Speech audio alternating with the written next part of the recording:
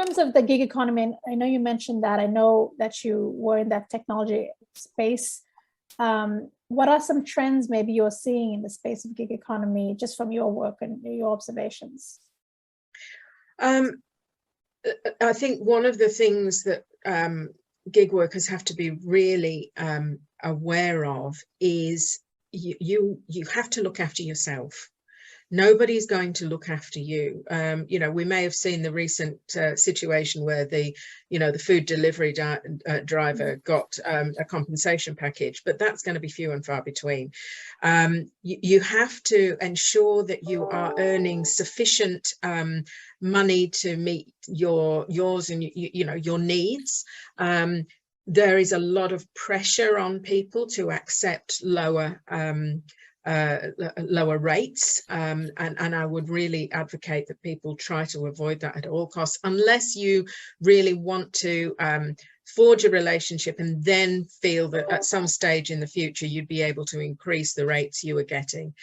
You also need to be aware of things with the gig economy of, I'm at the tail end of my career, but for people starting out, superannuation.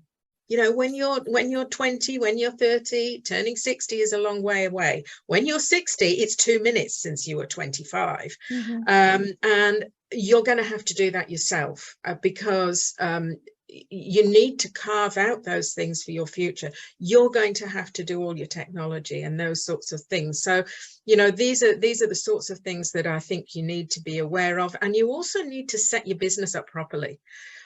From day one, with your ABN, not necessarily as a sole trade, not necessarily as a company. It might not be financially sensible to be a company, but as a sole trader, and also to do things like get your GST, register for GST.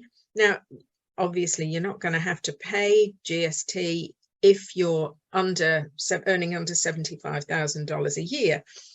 But if you don't charge GST on everything you earn from day one, all your clients know you're not earning 75,000, and you will find yourself pushed down, and they will push the rates.